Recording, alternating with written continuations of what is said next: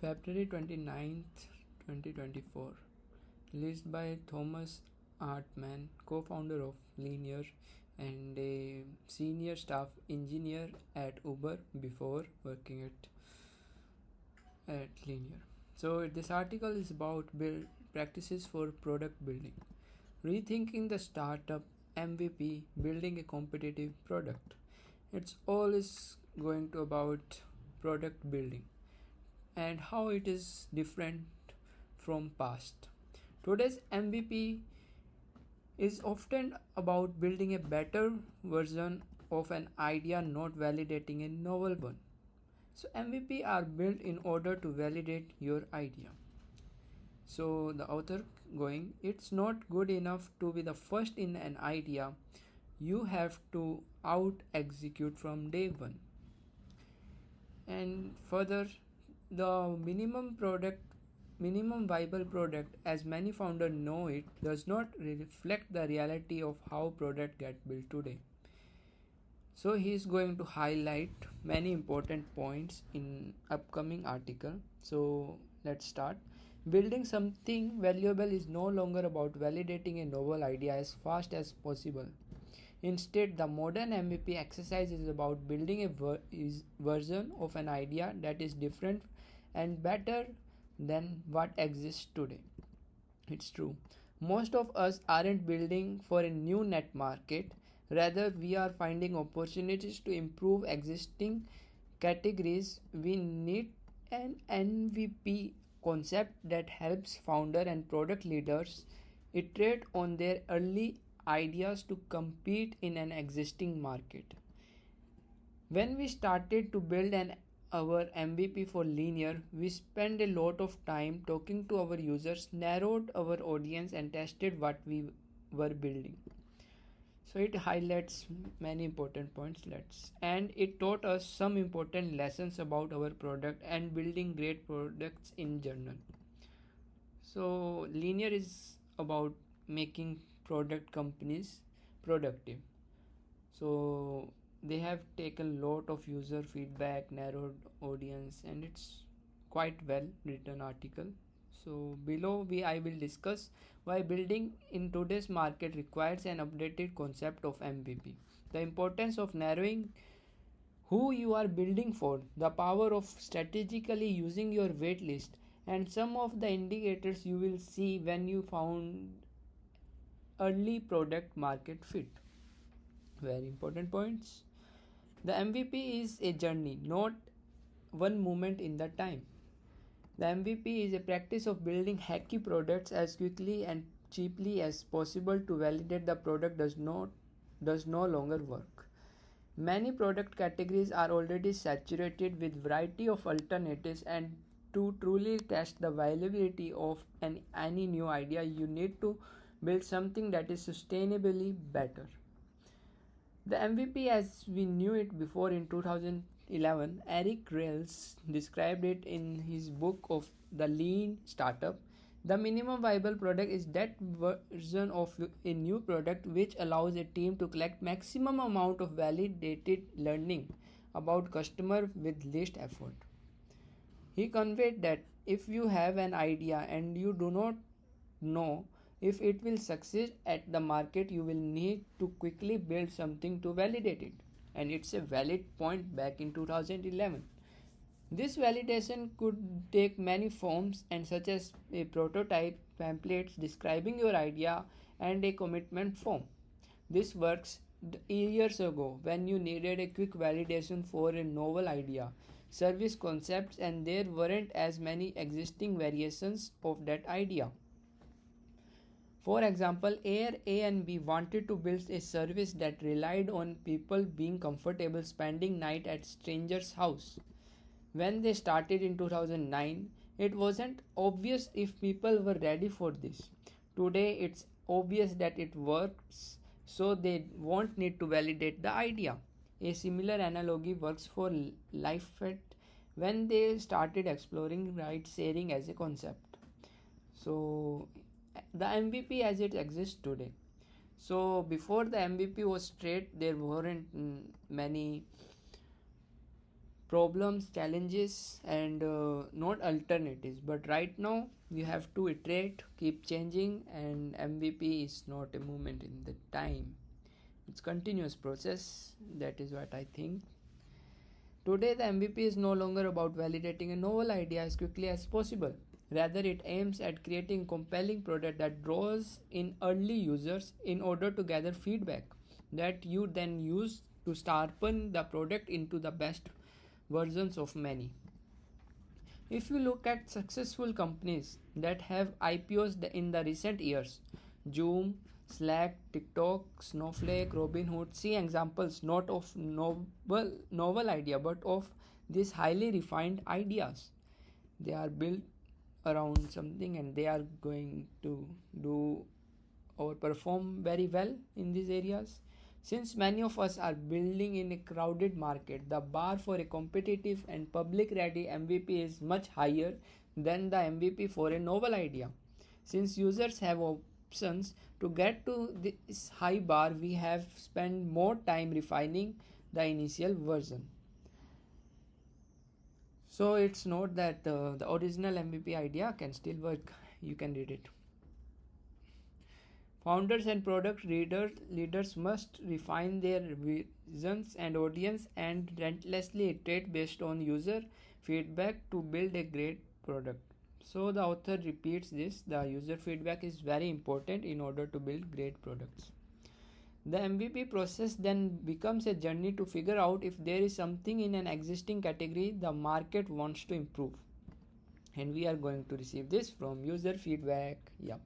Let's jump over regular startup journey that you might take today when building a new product. So he describes it. You start with an idea on how you want to improve on existing products in a category. You build your first prototype. You trade with your vision and based on the feedback from early users. You get an inking of product market fit and traction. Optional, you start fundraising and you scale your team. These are optional. And there is nice. So idea, first prototype, iteration, inking of PMF, traction, fundraising, scale team, go to market, product market fit. Wow. The role of MVP journey is to demonstrate your idea has potential in the market. And if you are not bootstrapping the journey yourself, get your startup ready to raise fund, and you have to do this with limited resources. The importance of narrowing down your users. The first key lesson we have learned during MVP process was to scope down who we are building for as much as possible. In today's landscape, you are likely competing against many other products. To win, you have to build a product that provides more value to your users than your competition does. And it's very important to narrow down the market. I think because recent times we have general products, but right now we have, let's read. To be able to do this with limited resources, you must scope down your audience and thus your ambitions as much as possible to make competing easier and aim to solve problems of specific people. When we started Linear, our vision was to become the standard of how software is built.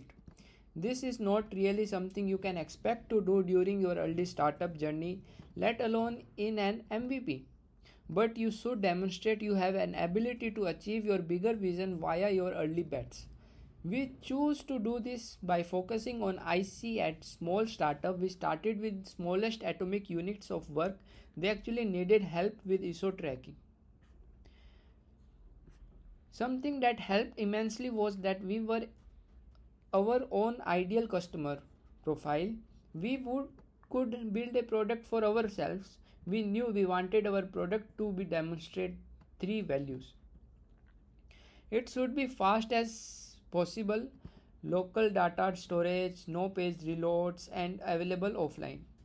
It should be modern, keyboard shortcuts, command menu, contextual menus. It should be multi-layer, real-time sync and teammates presence.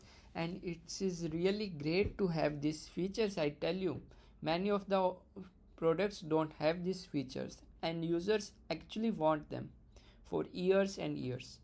Once we had built something for ourselves that we thought was valuable, we needed real user feedback. This was extremely important step the MVP journey. Do not underestimate it. Engage with users, have conversation with real people and gather their insights and evolve from it. Don't just ask your friends through. When we started, I did this and my friends come back said his current solution was fast enough. He didn't need shortcuts and he didn't care about multiplayer, and it's very true. In guess we need to go to real customers. The power of waitlist. After prototyping stage, getting small groups feedback from early users, you need to build awareness around your product to get bigger pool of people interested in your product and ready to try it out. One way to achieve this is to build waitlist of target users. Invite them in small groups, learn from what they do with the product, interview them and get feedback and insights into shortcomings.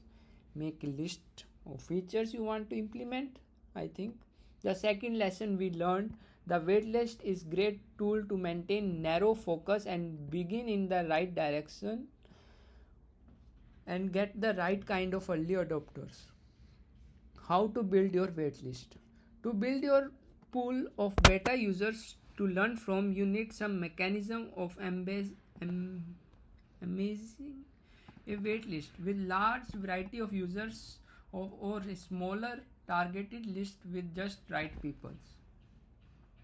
There are few ways to go about this, but the quickest, if you are able, is to leverage your social following. If you don't have already a social platform to build from, partnering with leaders to your personal network, investors and community influencers can help you reach the right people. The goal is to create a list of people who are interested in what you are building and who can pressure test your product against to refine it into something great. Remember, you not building a revolutionary or novel product, you are unlikely to go viral with your announcement. So you need a network of people who understand the why behind your product to help spread the word to drive people to sign up. It's very important to get at least people who can test your products. Any product category has many people who are frustrated with the existing tools or ways of working. Ideally, you find and are able to reach out to those people. How to waste list a highly impact product. So then first the private beta, people on the wait list and public launch. Wow, I am learning so much from this article. Draw from your waitlist over time to continuously refine your product before launch. Once you have a bunch of people on your waitlist, you need to invite the right users at right stage of your iterations. You want to invite people who are likely to be happy with limited set of features you have built so far. Otherwise, they will churn straight away and you will learn nothing. To do to do this, we asked people a few basic questions when they signed up onto waitlist. What's the size of the company? What's your role? What project management solution are you currently using? What version control system are you using? And why do you want to try linear? And what are your pet peeves with current solution? We only had GitHub integration to start, so we filtered the responses to make sure we were inviting only people who could actually use the product. We then handpicked founders of small companies with pet peeve we were already addressing. Founders are usually happy to chat and are also more forgiving if functionality is missing. We then believe in the direction of the product. This gave us a good initial user set that didn't churn, and then we could have frequently conversations with understand the shortcomings of our prototype. Then you start addressing the feedback of your early users and prioritize functionality according to them. When your users stop asking for a new feature, this is a good indication it's time to pull in more people from the waitlist and expand your target segment a bit as well. From here, you repeat the cycle, inviting more users from new target audience, learning from how they use the product, incorporating their feedback. You effectively turn your waitlist into a more refined product that caters to an ever growing audience.